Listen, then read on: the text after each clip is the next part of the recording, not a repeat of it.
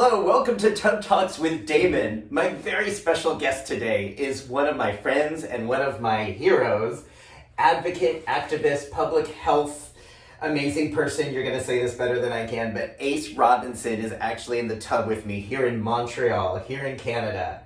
Welcome to the tub. Bonsoir, merci beaucoup, enchanté.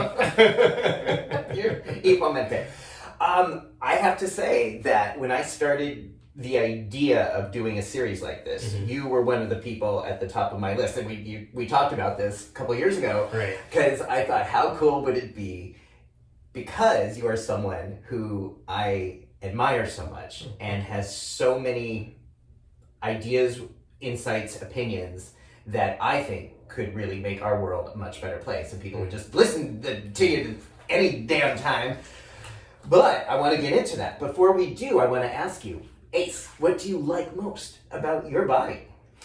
I probably should have thought about it before, because I already know that's a question you ask everyone. But probably my skin. What do you like about your skin? So it's soft. It's lovely. It's dark. It's melanated. It's beautiful. Yes. So I think whenever I'm in public, and there's usually some kind older black woman who's like, just looks at me and gets close, and they're like, "Can I touch you?" And I'm all like, "It's fine." And then they're like, "Oh, your skin's so soft." I'm like, "I know, thank you." So yeah, it's definitely my skin. That's my number one attribute. Okay, do you ever mind someone asking, like, "Can I touch you?" or "Can I touch your skin?" So like when people, like, usually it's like older women of color, and it's always fine. That's the only group that, like, besides like people who are dating me, I'm all like, "Oh, you can go ahead and grab on me like I'm a rag doll or something." Okay. Yeah. Okay. So Ace, when I think about your experience, and when one looks at your resume or looks at the things you have done online, we're going back about at least 15 years or so 20 of 20 years, better part of 2 decades, contributions to some major organizations in parts of Seattle, Los Angeles, New York. I know I'm missing a few places. Cape Town. Yes. What got you, and a lot of these are focused on HIV/AIDS in advocacy treatment. What brought you into this field? What made you interested in working in the sphere of HIV care? The Supreme Court of the United States.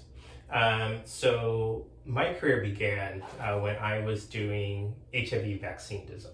Right, so I was a regular nerd, and I was just like, there was somebody who recruited me and said, "Oh, hey, would you be willing to come work with us?" And I was just like, "No," and it's like, "No, really, would you come?" And so, like, they saw what I did in undergrad. I did some HIV related stuff in undergrad, and it's like, "Would you be willing to do it?" And I was like, "Okay."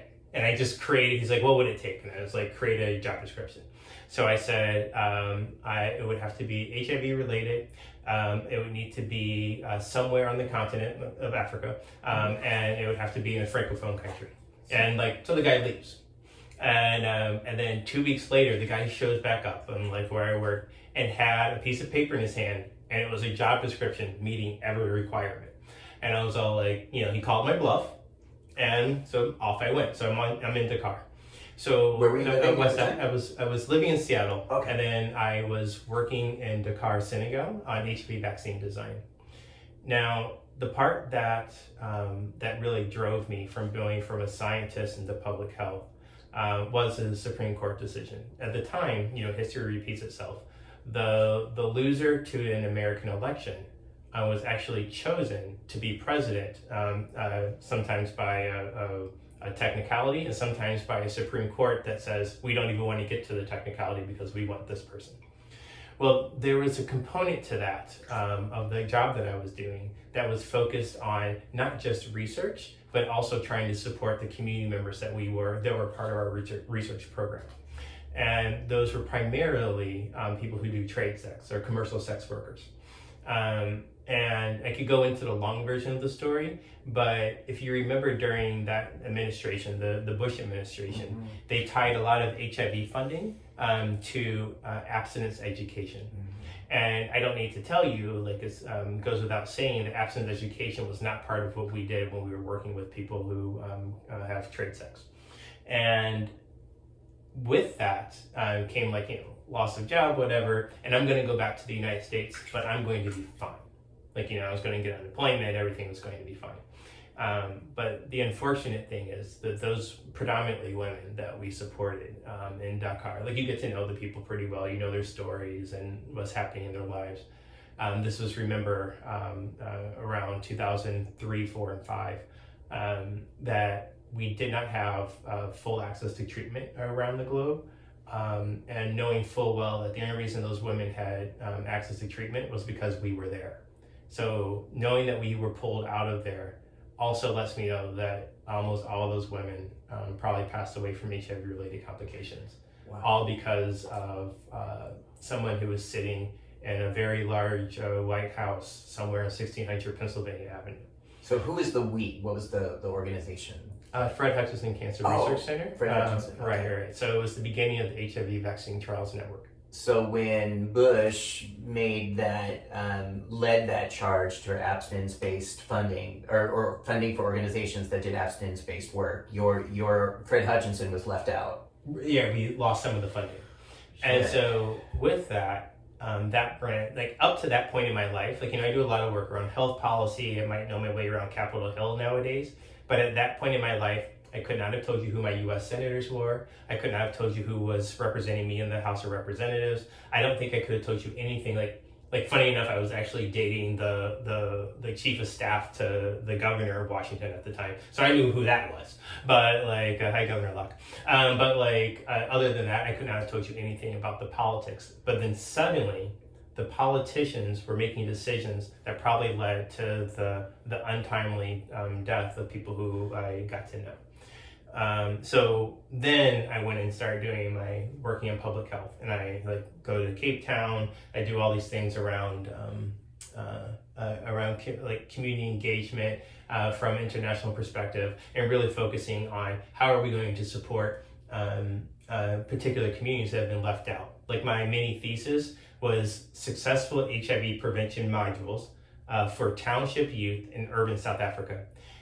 Short version, people who use condoms, the condoms were our only form of HIV prevention for people who were not living with HIV at the time, right? So people who are using condoms when they were the people who had trade sex, who conducted trade sex, and I need to know why they use condoms.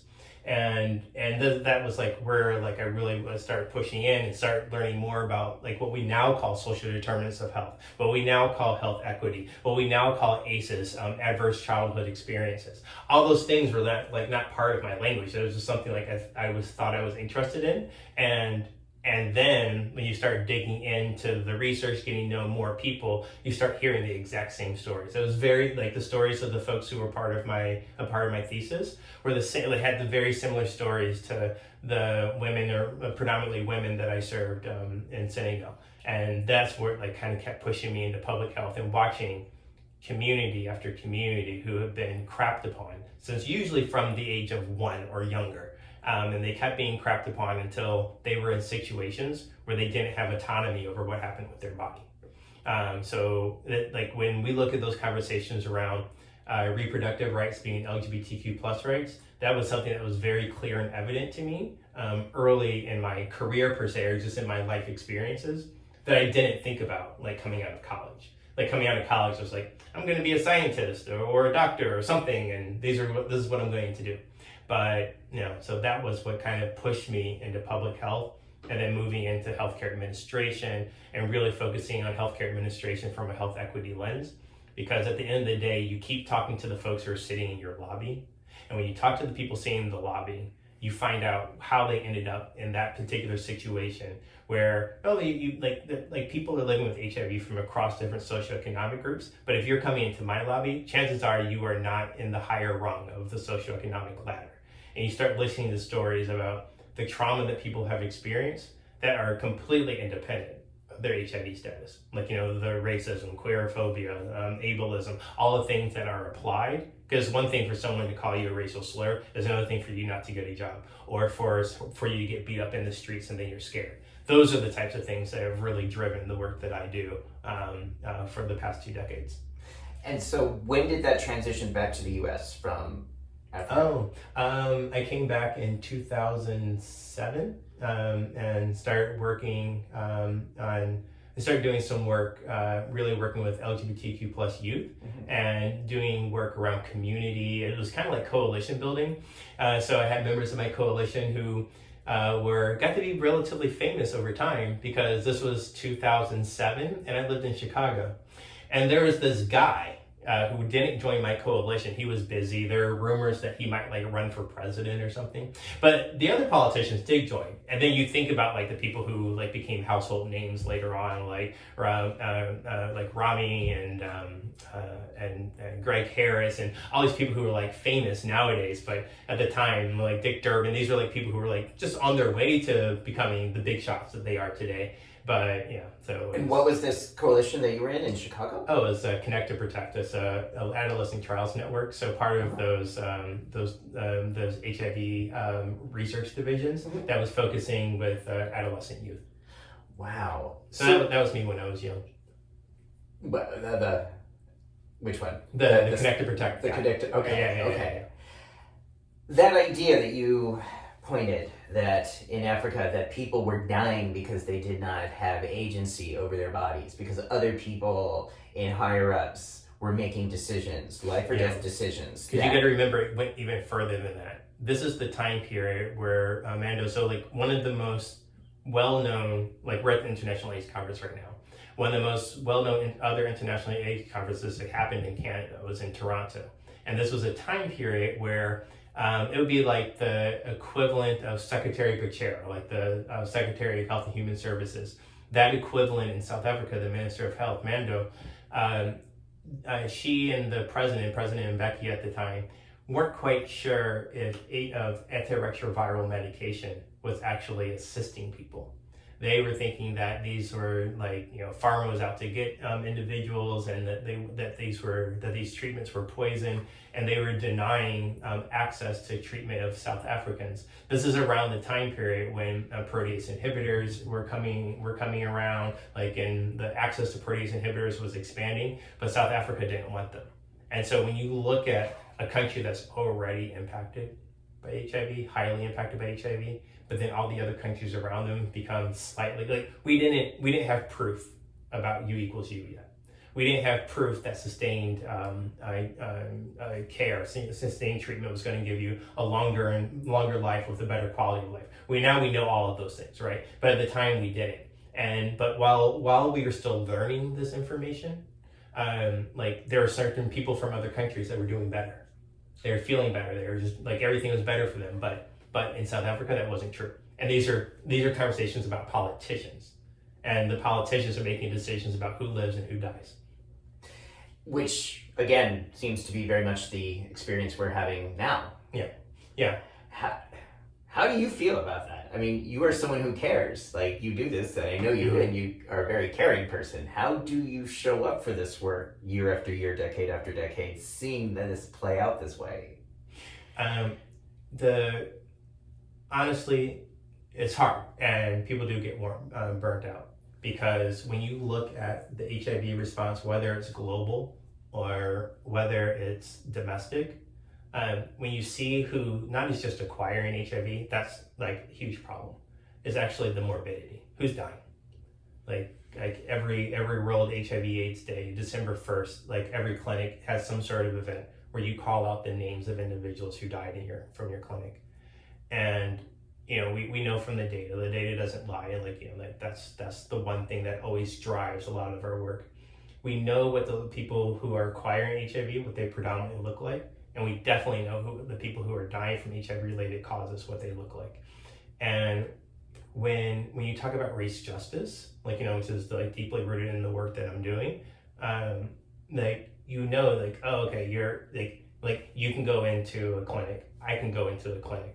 We can have let's say we are both newly diagnosed with HIV, and our viral load is about the same. Everything is about the same. The way that we live our life is about the same.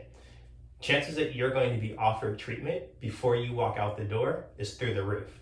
The chances that I'm going to be offered treatment is not as high. I'm going to get you should go home and think about it. Is this right for you? Is there a place where you can keep your meds, or you can, the types of things where we talk about the gatekeepers, when we talk about the clinicians, and what is this work that we're doing? Like, why am I so focused on healthcare administration? Because like the problem that we have with addressing the HIV, the sustained HIV epidemic, part of it is the politicians. But a lot of it has to do with the clinicians, who are the ultimate gatekeepers to how you live your life and if you get to live your life. So you're saying today, 2022, that would be very likely the experience. You and I both get diagnosed at the same time. I get assisted through the system very quickly. You would likely not be today. Right. Why? And what I love is like the people who are doing this work, and they're being very transparent. There is a nurse practitioner at one of the LGBTQ, well, really queer, trans, people of color focused clinics in New York City. That's like their brand. They really do a great job with the community. And they did their own internal study on that exact conversation about PrEP offer and treatment offer. So like you come in, do you get PrEP automatically offered to you if you're not living with HIV, or you're newly diagnosed, do you get ARVs offered immediately after? Even with their own data and knowing full well that they are supposed to be the gold standard for this care, they saw the differential. And so like when it comes down to it, like we're talking about implicit bias. And so, what's the bias? Say more. Right. So, like implicit bias, meaning that if you have a clinician who assumes certain things about your life and assumes you're going to have certain challenges to adhering to medication, picking up medication, without a conversation, without any proof, they're going to make a decision. When we talk about, there is a great advocate from the U=U movement, Will Matuvo, who always says, like, talking about clinicians, just talking about the HIV patriarchy. And so, like, I get to decide if you have treatment. I get to decide if you have prevention. And like, that just like it's a little bit of a power play, not a power play like I'm necessarily better than you, but more of a power play is like, I'm going to make a decision about your life. Because when you start speaking to individuals about, I went to the same sexual health clinic, and then like, say like at the time they're not living with HIV, and then they acquire HIV, let's say 6 months later, and someone asks them, well, why didn't you think about taking PrEP? And they're like, what's PrEP? And I can tell you whenever someone says that, I can already tell you what they look like and probably what part of town they're in. And that's the decision that's coming from the clinicians, and that's the implicit bias saying like, I know what's best for you, that patriarchy. I know, or paternalism, I know what's best for you before you know what's best for you. And that's the challenge we continue to have when we're talking about addressing like all forms, like it's not just stigma around HIV. How are we going to address applied discrimination, whether you're Black, Latinx, from different country, someone who is differently able, someone who is unhoused, someone who's using substances. Like we've had that same conversation around substances forever. We already know who is going to be the most adherent person in the room. The person who's utilizing heroin, because they know almost exact same time that their body's going to get a little bit too low and they need to take their medication, their heroin, to make sure they keep at the same steady state. Understanding like medication timing and all that, there's a lot of people who are basically pharmacists out there who are like who are running their lives as if they're like their own personal pharmacists. But this idea that like using stigmatizing language. How many times when you're not in a public health conference do you hear the word clean, dirty, junkie, those people, and having people say things like, they just don't want help, or they're not going to help themselves. It's all these decisions made without even engaging the person and asking. And so these are the challenges that we're having. And when you talk about intersectionality means that double layer. For me, identifying as a Black queer person, I have multiple layers of prejudices that I must overcome just because I woke up and walked outside today. So like, what does it mean if you have multiple layer after multiple layer? So like if you're talking about someone who is a transgender woman, okay, now let's add Latinx. Now let's add undocumented immigrant. Now let's add undocumented immigrant who might be from Mexico, but doesn't speak Spanish, speaks one of the indigenous languages like Oaxacan. Where is that person going to go where that intersection of who they are because they woke up and walked out the door is not going to impact them? And then also like that's not just going to the grocery store, that impact is also going to happen in the clinical space. So this bias that we're talking about in medical spaces, this is how it operates. Mm-hmm. It is literally a difference in terms of how people get treatment, how they get prevention, how they get treated in a facility, and it affects the kinds of medicines that they get access to. And this is not just an anecdotal one-off. This is a regular thing. This is like why we have these conferences and, you know, for people to talk about these things. So do you still think there's a sheath of denial that this is even still happening? Yes. Where is that coming from? It's perception, and it's addressing what's happening inside the exam room, and this pushback, like where one of our favorite colleagues, David Malbranch, will talk about turning the mirror around. When are we going to turn the mirror around and realize the problem isn't with the patients, it's with those of us sitting in the room who think that we're above causing those problems. And like I was saying, that organization in New York, thinking that, like if you had asked them beforehand, oh, we don't do that, then they see the data and they're like, oh, we do that. And, you know, data doesn't lie. So in a case like that, where you, in the New York situation, where it sounds like you have people behind the scenes who do care, who do give a shit, what would you say is their next course of action to rectify that and change the inequities? Like when you look at quality assurance and quality control, this is something that's coming from a lot of different ranges. Like look at you know, we're at IAC, so the folks at PEPFAR have been talking about like making sure that we're holding the funded groups accountable for doing the service that they're supposed to do. We didn't even have a national HIV/AIDS strategy until 2011. Remember? And so before we had that, it was just like, oh, well, we should do things. And then it's like, oh, let's get a strategy together. Oh, well, we have our strategy. Let's apply metrics to it. And let's say you are the only doctor who provides HIV-related services in all of the United States of America. And then we start watching, you're like, oh, I don't do that. And we're like, well, your data says you do. So very similar to like, we can talk about like police bias. We can talk about what happens in the classrooms. Like the data doesn't show you that. Same behavior, same background, still gets differential treatment based on your demographic.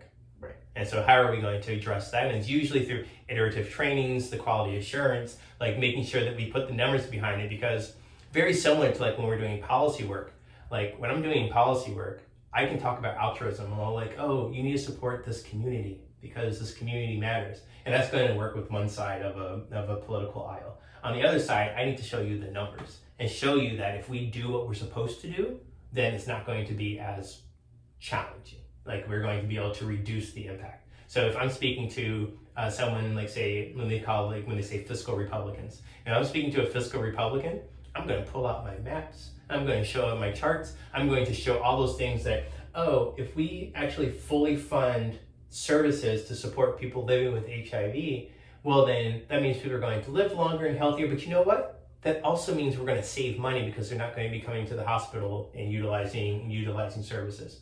And like, so it doesn't matter which side you care about. Either you care about the people or you care about the money. And what about when they don't care about the people? When they care about the money. That's the trick. So then almost everything that we do has a mathematical model to it. Name something that we do that doesn't have a mathematical model. Yeah. Like I can show you time after time. I did a recent graduate program, and my thesis again was HIV related, and I did this whole entire model based on like what is the cost savings if we get individuals into treatment, and what's the cost savings if we get individuals into prevention care, basically PrEP. Mm-hmm. So showing that and just like this is nothing but data. Mm-hmm. Taking all the feelings out. Here's the data. Now, like I care about the people, yes. And like I get to know the people. These are the people sitting in my waiting room. But you don't know those people, and you might think of them as the others. Like, oh, those people. Oh, those people. Well, that's fine, but you also know that the treasury is only a certain amount, and you really care about like making sure these services are right. So like that's the part that we have to push through, because it doesn't matter. I don't really care what your reasons are for giving the people that I serve the services that they need. I don't care what your reasons are. Just vote yes, right? That's all that matters. Like, at the end of the day, like if the people. So let's go back to Senegal. It didn't matter who the president was. Like when PEPFAR began, and we can talk about all the reasons as to why Bush started PEPFAR. That could take us another hour. But the fact that it started, don't care. Do I care that the Ending the HIV Epidemic Initiative was started by DJ Trump? No, don't care. All I care about is that we increase services and we start putting metrics in place to make sure that the people who have been unserved for the last 40 years in the HIV epidemic are now getting service. Wow. Don't care how you do it, as long as it gets done. Wow. One of my favorite people in the world, Linda Gale Becker, said, we can go under them, we can go over them, we can go around them or through them. But at the end of the day, we have to get to the other side. Wow. And if we get to the other side, that's when we're helping people. And I think for you, that means staying level-headed. That means staying very clear, very rational, very mathematical about some of the shit you've had to... In certain rooms. Yeah. Right. How do you do that? It's tiring. It's like I'm a robot. It's very, very tiring. What some of you might know or don't know about me. So back in 2014, the United States Congress on AIDS, USCA, was in San Diego, California. And I think I was doing I know I was speaking about HIV and stigma. I was talking about PrEP and BIPOC individuals and so on and so forth. And at some point along the line, I meet this guy. And, I didn't know him. Damon's like this random smiley white guy, so I don't have time for you. But he's just very nice and he took my number, whatever, we traded numbers. Time goes on. And then he's like, oh, I live in New York. And at the time period, I had just accepted a job to move from Seattle to New York. And the day that I arrived, I think many people who know me know what happened, but the day that I arrived, I was flying from Seattle to New York and went through Atlanta as a layover. They lost my baggage. And then when the airlines lose your baggage, unless it's Air Canada apparently, when they lose your baggage, they bring it to you by courier. So mind you, this was a red-eye flight. So I get back to my brand new apartment. It's in the gentrified part of the South Bronx. So I'm the first person who lives in my building in this in this kind of this white enclave of the South Bronx. And I go home and I sleep until my phone rings and it's Delta Airlines saying that, hey, we're a couple blocks away with your bags. Come downstairs. I'm like, great. So I walk downstairs, go outside, and the police were a quarter of a block down on the left side, arresting some guy. And the guy with my baggage was a quarter block down the other way. And I'm looking over and I'm like, okay, whatever. And I go get my baggage. And before I get to the guy with my luggage, I'm getting tackled by the police and all the pieces and to accelerate the story, end up being thrown in jail, spending 36 hours in jail, and eventually being told that I was being charged for grand larceny. And the part that was where it circles back to when I just met you, is that I was when the crime was committed that I was being charged for, I was actually in San Diego on that date, and at that time, probably sitting on a panel with you talking. Well, I don't know. I was talking about HIV and stigma at the time of that in 2014. I've been talking about HIV and stigma for a while, so this is a long running thing for me. But I ended up going, being released. This is a very abbreviated story, but getting released, and it was a really hard time because I think, as one of my friends, Natasha, said, who grew up in New York, she goes, "Well, it was just your turn," because there's usually more arrests of people who are my age and Black and male than there are actually people who are that age and Black and male in New York City. New York City is a very difficult place to live if you're a Black kid. And so during that time period, I always say that there are certain people who are my guardian angels during that time period. And because, mind you, just back in New York, and PTSD through the roof, and the one thing a therapist said is that, you're never going to get comfortable again, because it's not like you got mugged by randoms. You got mugged by police who you'll see on your street corner every other day, right?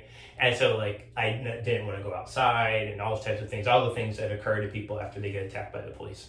I'm very upfront about the people who were highly supportive of me, like Michael Gudarho, if you're here or if you're watching, was highly supportive, and you're like the two people who like repeatedly just came to my apartment and sat with me and like just sat there, didn't have anything to say. I would just sit there. I was like, being around humans was good, but I wasn't actively seeking out humans, but like I was just hoarding away in my apartment.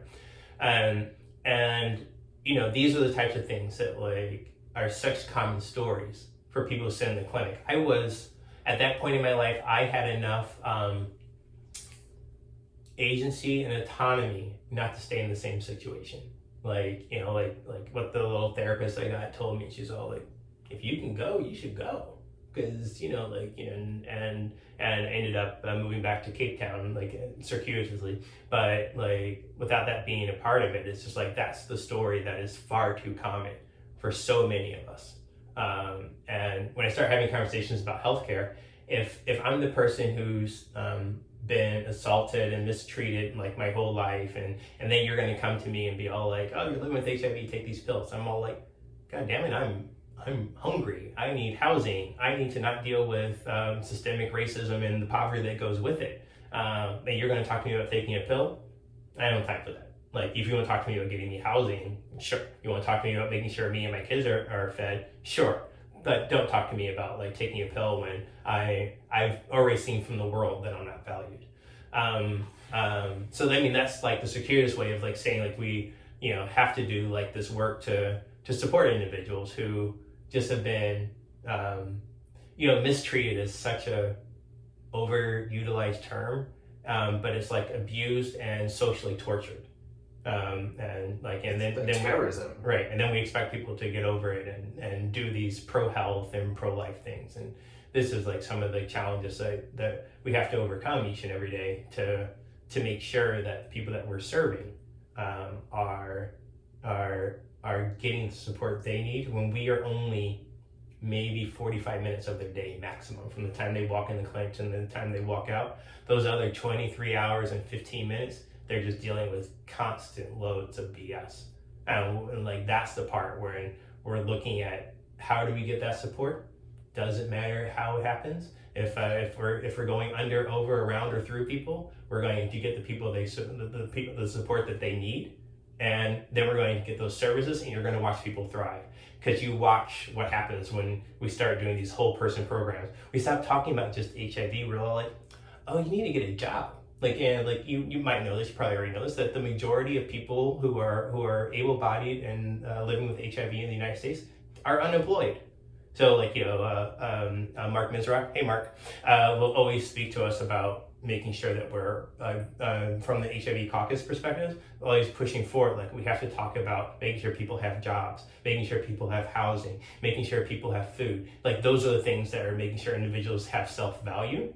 And then we can start talking to them about, you know, like, oh, did you take your ARVs, or did you take your PrEP? Right. So for you, this incident didn't just begin and end within a few days of being thrown in jail. It took years to resolve this. Legally. Legally, it took up to like a couple of weeks ago. So legally, it was ended. How many years was that? It's been almost 8 years. There we go. Thank you for doing my math. 8 years. Yes, before what happened that day actually fully ended. Because they were still trying to persecute you as someone who had committed a crime? Yeah, so they didn't clear my record like they were supposed to. And the U.S. Senator Kirsten Gillibrand actually got involved. Like, you know, these are those things where you think about the privilege I had because of what I did. Like, you know, it's like I do health policy, I come to your office and I talk to you about HIV and these things, and you're already kind of a lefty liberal, so you listen to me, you care about what I'm saying, and now, you know, I'm in jail and all these things like this record won't go away. And then she got involved, and then afterwards there were still some other things that occurred And one of the things that you're never fiscally released from all of this, because like they charge you court costs and all this type of stuff. Without going into a long version of the story, I wasn't fiscally and physically fully cleared for 8 years. And then when that was done, it was a big relief. But that's just like my personal story. When you're, I don't know if you've ever been in jail, but like when you're in jail, like you feel like you're a social worker listening to people's stories.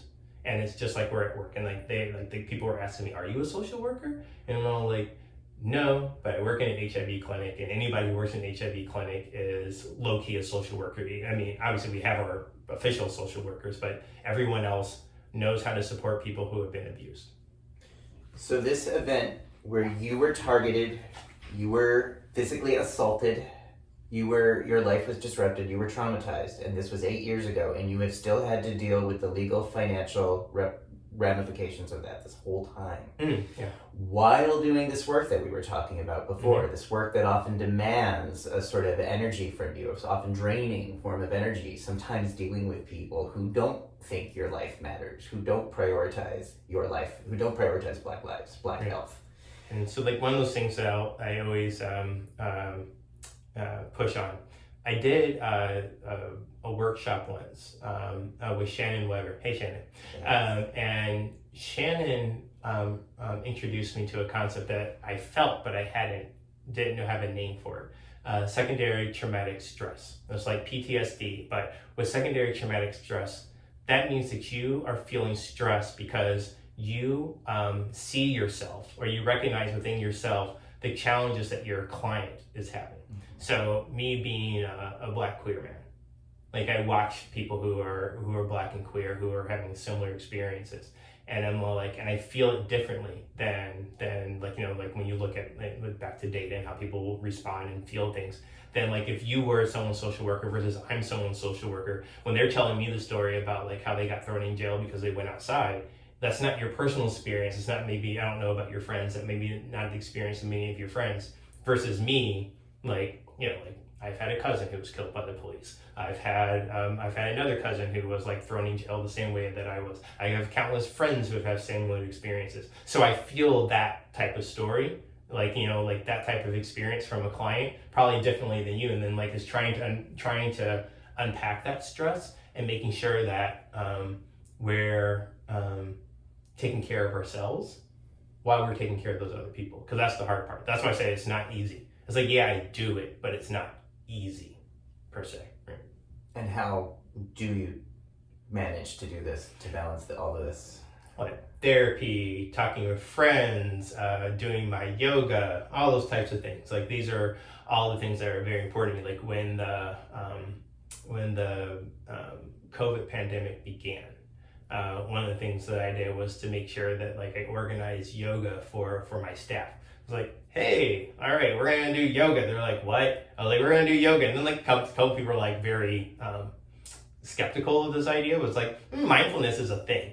And so like, let's try it out. And then of course, like now, like a few of them are doing, or to this day are still doing yoga on their own and other mindfulness techniques, because, you know, when you're isolated, like, you know, like what's the loneliest place in America? New York City. So when you're isolated, but you're not quite isolated, it lands differently. It's really hard for individuals. And when it's really hard for them, and then like, how are you going to overcome these challenges while you have all these other challenges of life that are beating you down?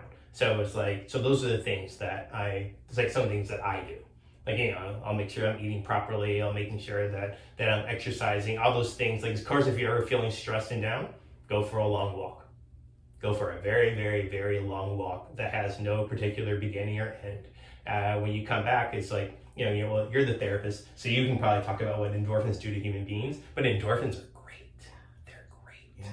And so like it does help you like just clear, like when they say clear your mind, those endorphins actually like, you know, get you high and get you better back to being high on life. Yeah. I love that. Those are much part of my self-care regimen as well. So I wanted to think optimistically that with all the things that we had learned or hoped we had learned through HIV and AIDS and PrEP and U=U, that somehow that was going to have an impact on public health. And then COVID hit. and now monkeypox is hitting. And I'm seeing the same shit playing out over and over and over again, which means what I'm saying, perhaps more clearly than I used to, is that people of privilege, white people of privilege, gay men of privilege, seem to have a lot more access to life-changing or life-saving means or prevention methods like vaccines that were given privilege in New York City. White people are far out privileging people of color in terms of access to monkeypox vaccines, which at the time that we're recording this is impossible to get. I'm getting it in Canada, folks, because I can't get one in New York City.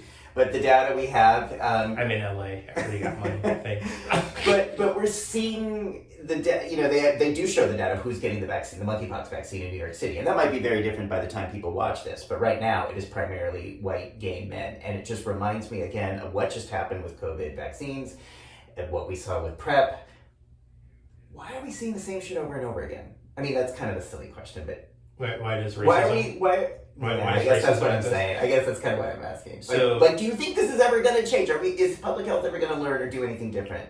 Or is this just the way it's going to be? Yeah, you keep pushing, and when you see incremental change, you take the incremental change. But is it enough? No. 2010 and 11, I did some work related to acceptability and access to this thing that was eventually going to be called PrEP for Black and Latino gay men. My prediction, and remember FDA approved in 2012. My prediction in 2011 was that this was going to be something for white gay men, and that Black gay men and Latino gay men would never have heard of it. Not like not utilize it, have even heard of it while white people are lining up for it, which we saw. And we saw advertising that pushed the same narrative, and whether now we're talking about injectables. Soon we're going to be talking about implants. We're at a conference. We're going to all go and learn about the different ways that we can have these options. And we know who's going to be at the front of the line. And it's like, how do we change that? And with the systems we have, you can't do it with the systems that we have. We have to dismantle those systems and rebuild them up in an equitable manner. So with COVID-19, in the end of March of 2020, the first time I did a webinar or a public speaking, public conversation around COVID-19, I go, this is eventually just going to get settled in BIPOC communities. And what my biggest fear is that would happen too soon and that the funding would go away. What are we seeing now? Who's dying of COVID? Now we're back up to almost 500 deaths a day.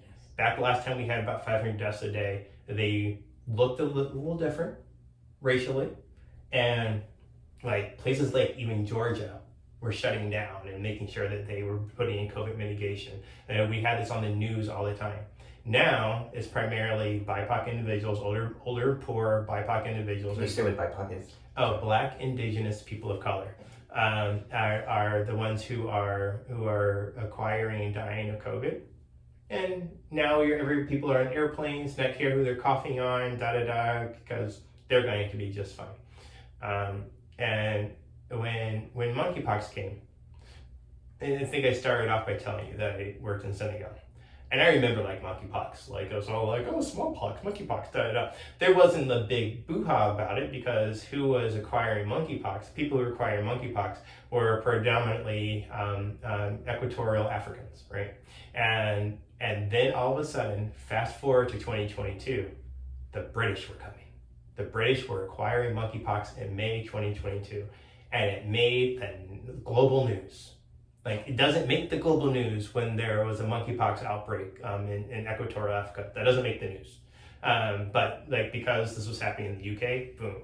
And then it started happening in New York, but a very particular group of individuals were having access to surveillance, accurate diagnosis, because remember the pictures that a lot of the doctors were utilizing were of white-skinned people getting care, and then they were having access to the level of treatment, where we have TPOXX. TPOXX is a type of treatment that is used for smallpox that's been shown to be efficacious for monkeypox. And just pausing there for a second, Dr. Asa Radix of Cal and Lourdes shared when you have to go through this whole thing called IND protocol, which basically means you have to go through a clinical trial exception in order to get access to this treatment. And when he was talking about, oh, like I have these people who are coming in, but they're predominantly low income and English only or Spanish only individuals, the informed consent in order for them to go through it was only in English. You're talking to people who only speak Spanish, who have limited access with healthcare, and now you're going to put them through a 4-hour process in a language that they don't speak. So going through all these types of things and like looking at who is getting, like where is surveillance? Because just because you're not conducting surveillance on BIPOC individuals doesn't mean it's not happening in that community. Mm-hmm. If you're only doing surveillance in white gay men, like you were saying, and only offering care at a time that white gay men of certain resource have access to it, then you're going to have this disproportionate amount of individuals who are from a particular community having access to it. Because we remember what happened with COVID. Remember the early adopters of COVID-19? You remember those folks who were like going into these Black and Spanish neighborhoods and like had never been in Washington Heights before, had never been in like the Central surveillance, you mean? No, the COVID-19 vaccines. I'm sorry. The COVID-19 vaccines, the early adopters of the COVID-19 vaccines. Those individuals, like you had white people coming like so far, traveling all the way into different cities and going into the Black neighborhoods and getting the vaccines that were available when the Black and Latino people were working and soaking up those vaccines and letting a disparate amount of prevention access go from one side to the other. So this is like the type of challenge that we're seeing with monkeypox. And so with me, I'm the newly installed CEO at PCAF in Tacoma, Washington. Mm-hmm. The day before I began. What does that stand for? It's formally known as Pierce County AIDS Foundation, but we service not just Pierce County, we service counties, Pierce County and the surrounding counties. And so like we utilize the term PCAF. Like a lot of organizations need to expand their name, but like they still have an historical name. But at any rate, the day before I started, like the health department was like, oh, can we talk about monkeypox? And they were all like, oh, they wanted some advice on what they should do. And some of my first questions they didn't have answers to. I was like, how are you working with, remember the first population I worked with? People who conduct trade sex? How are you working with sex workers? How are you working with the unhoused? They didn't have a plan in place, but they were willing to listen, which was great. That was the best part. And then when they were saying like how they were going to identify individuals based on close contacts with people who had confirmed or suspected monkeypox, I go, absolutely not. You are not going to just focus on a community of individuals who have had access to good levels of surveillance, access to diagnosis, and potential access to a vaccine, and saying that sexual network is the one that you're going to focus in on to make sure those individuals get contacted in education and access to the vaccines. Because like there are parties, like, we see these pictures of like hordes of white gay men dancing in whatever party. There are equivalent same parties that are Latino and the same parties that are Black, but the white ones are going to show up in magazines and maybe get here, there, and everywhere, and those people are going to be more connected to healthcare. Maybe some of those people are doctors who are sitting there dancing on that dance floor, and like that sexual network is going to get all these services? Absolutely not. So we are going to work on equity, because if I only did surveillance of monkeypox, COVID-19, HIV, if I only did surveillance of that in the Black, Latinx, American Indian, Alaska Native, Hawaiian, Pacific Islander communities, I would see a higher rate there if I was barely looking, or a higher amount there, and then if I was barely looking in the white communities. And so we can't allow, that's what you call systemic. Mm-hmm. There's a system created that is going to lead to another system that's going to lead to another system where a certain population is going to be harmed. Wow, I'm taking all that in because there's a lot there. I think that leads to my next question, and this, you may have just answered it, but what I was thinking is like, how much, first of all, I wish you were like leading the White House task on ending HIV or whatever. But I guess what I'm wondering is, like, let's say the Biden administration calls and they're like, Ace, you're amazing. We want to hear your input. What is missing from our plan to end HIV? What would you say? What would you do if they're like, we want to know what you think and what we could be doing better to end HIV? It's easy. We have data. Remember, we talked about data at the beginning.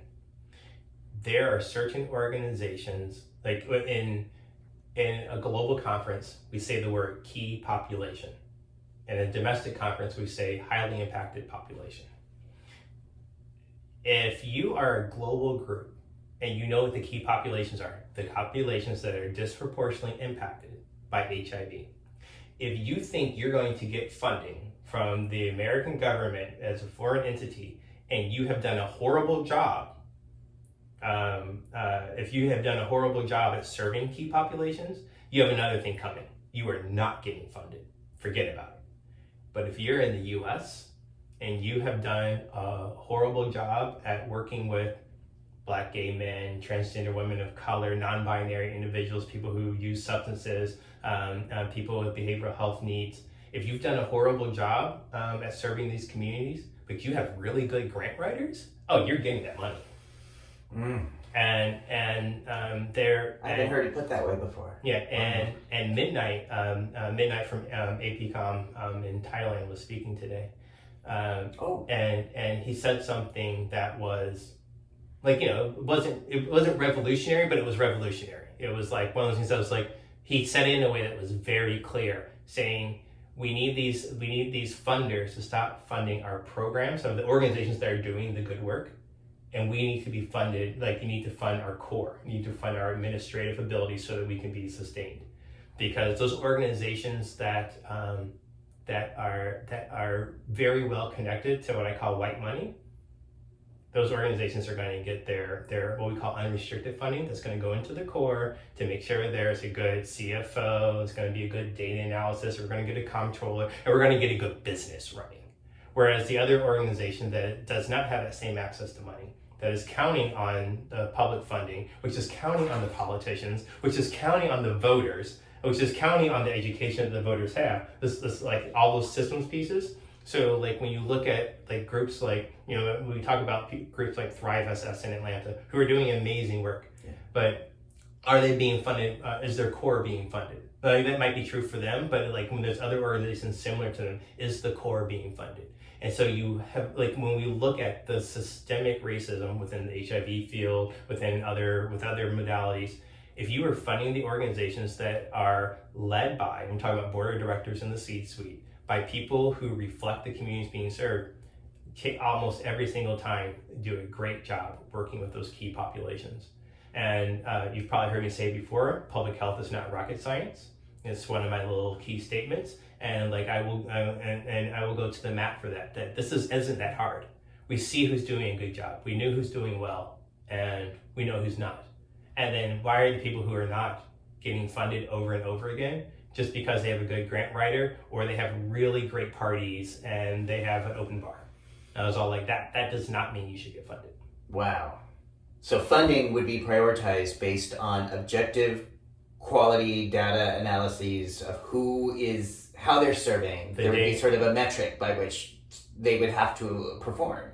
The data shows you, if you throw money at the right places, that you improve the HIV response.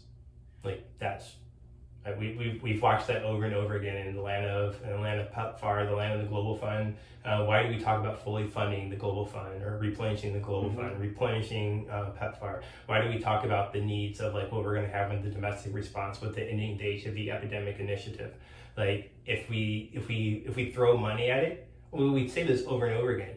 If you give us everything we want, talking to Congress, if you give us everything we want, we promise you we won't come back. That's it. We will end this epidemic in a way that is equitable and complete, and we won't come back. If you give us 90%, oh, we'll be back because like we're going to be able to get so far, but there's going to be a rebound.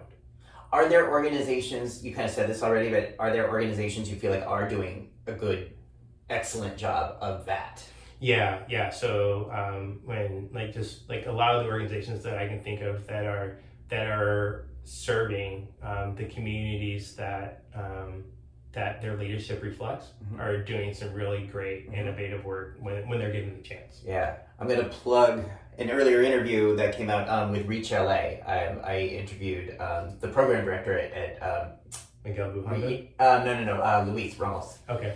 And he was telling me very much similar about how important it was from the top down, from Miguel down, that it was run by, organized by, thought by, created, co-created by the population that they seek to serve. Yeah. And they were on the brink of cancellation years ago, but eventually did get some funding and have really used it to grow and expand their organization. And what do? You start with community. Everything starts with community. Everything. Yeah. I in the past worked for a national organization, and I wrote two massive grants. One was focused on HIV stigma reduction within the clinical space. And why? Why did this? Why was this such a transformative grant? It's not because I had all these really great ideas.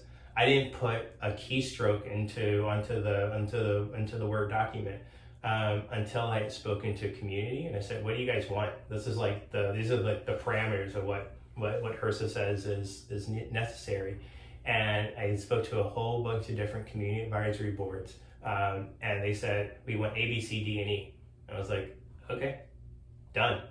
And I was all like, "That's what I'm going to do. You tell me what to write, I'm going to write it." Wrote it. It's been created, and I've had the opportunity to see a couple of those sessions live, and it's really impactful for the people who are attending, both from an organizational perspective and an individual perspective.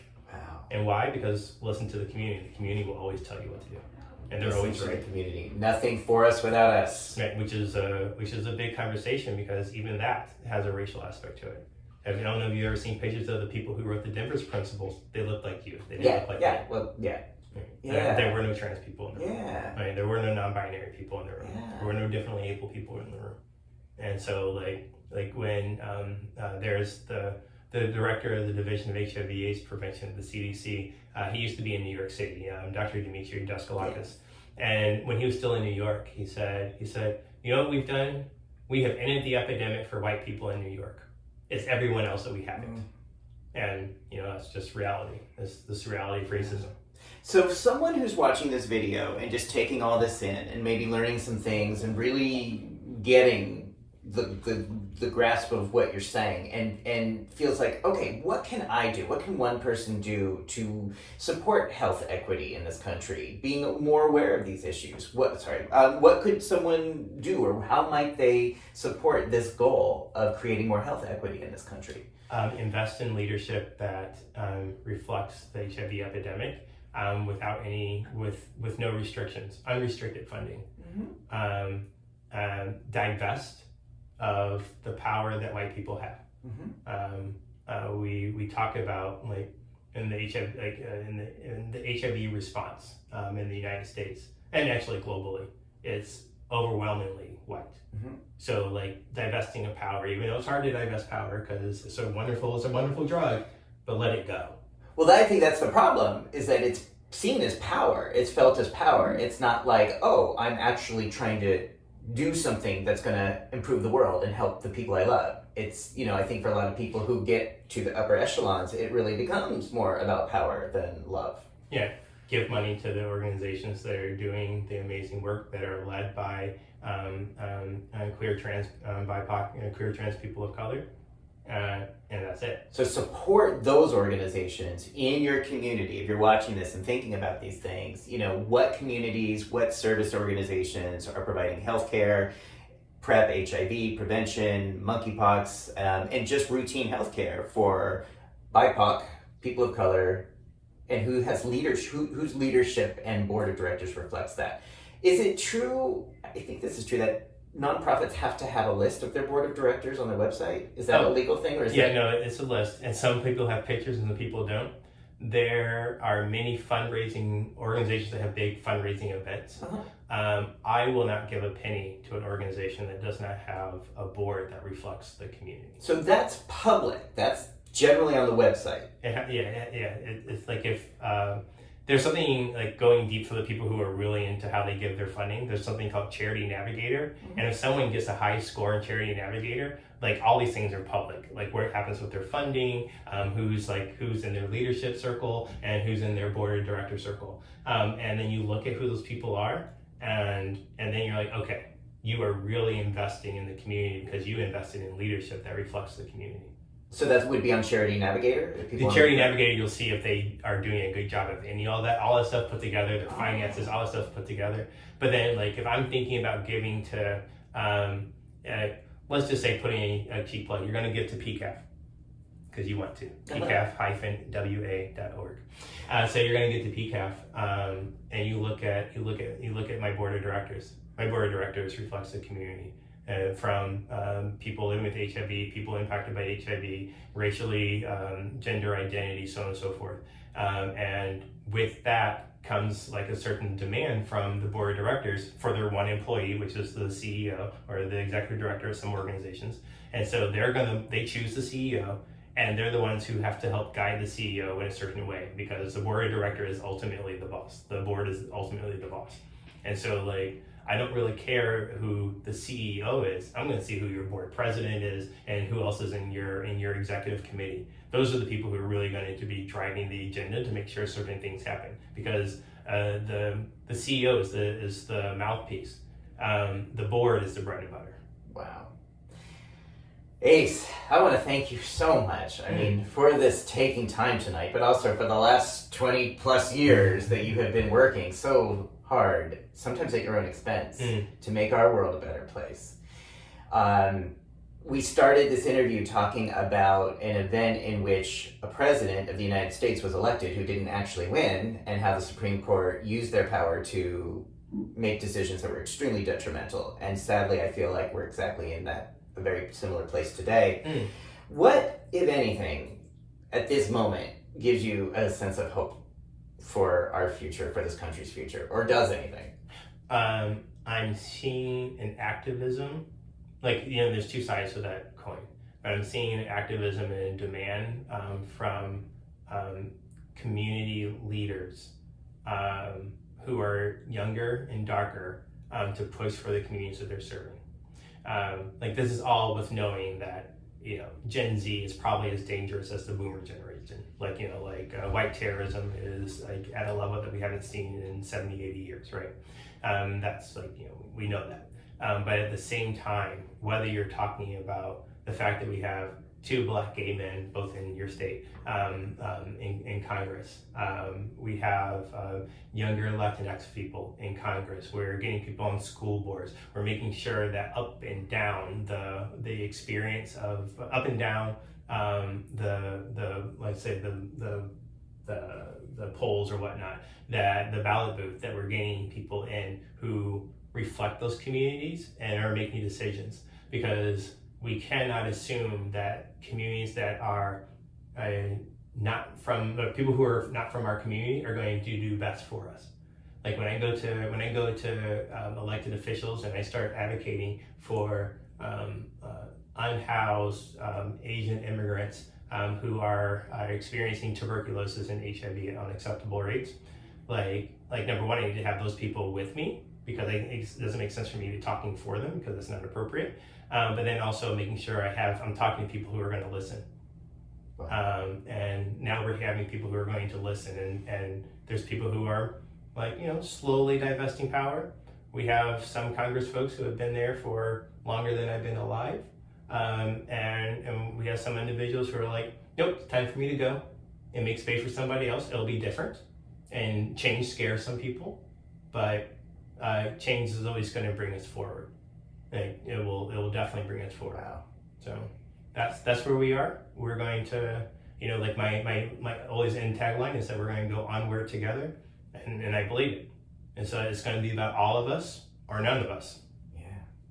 And we are, I feel like there's a lot of people understanding interconnection, perhaps more so than 20 years ago. I think I understand interconnection more than, I'm not saying I'm perfectly an expert at this, but I think the experiences you described about your personal life, about being assaulted by police, I did not know that was happening and how regular that was happening in New York City or anywhere until you and many other people started talking about these experiences and using social media to share your experience. What had been happening for our families for 400 years. Exactly. And I feel like there's more awareness now, and I also hope that leads us to a place of more change. Right. And it's more awareness in certain communities. And so the change is going to come for us to be more empathetic, aware, and active in the lived experiences of people who are coming from communities that we don't belong to. And it's going to be true for you, and it's going to be true for me. to be not just aware but engaged and active and creating a better world. Yeah. Do you ever think about writing a book about your life, about your experiences, about your thoughts? No, I don't think so. But like, who knows? Like, I'll run for office one day, and then somebody will do like a biography and all those types of things. Ooh. Yeah, that's not going to happen. But if it had all happened, then that could be. But I'm not going to sit down and write a book about me. If people do want to follow your work, follow your life, what is the best way for them to do that? Well, you can find me on the Twitters. So on Twitter, it's my government name, Akila. So at AKELIAH. Or you can just follow me on Facebook or whatnot. But or just reach out to me if you're at the conference and say hi. You said this will be coming out after the conference. This is going to be coming out. I'll see you at a different one, and we'll all get together and we'll laugh, and you'll probably be in we'll probably be in the same conference or party or walking down the hall or see you on an airplane or something. So, but please check us out, and I think I told you the website for my organization is PCAF. Yeah, and the links will be right down below if you're watching this on YouTube. The links to ACE's Twitter and Facebook and PCAF will be there. Thank you for taking time to do this. Thank you for staying up late tonight to do this at this conference. Yes, and it's my fault. So if people, I appreciate people watching this, and I hope that this will lead to conversations in your bathtubs, at your brunch table, at your fireplace, whatever it is, wherever you have conversations with your friends and family. Think about what a conversation would look like if you said, "Have you ever thought about health equity, and what does that look like?" And where that conversation can go. It can sometimes go some very interesting places. Thank you for watching. If you like this interview, subscribe down below, that little red thing, and keep watching more Tub Talks. Thanks, everybody.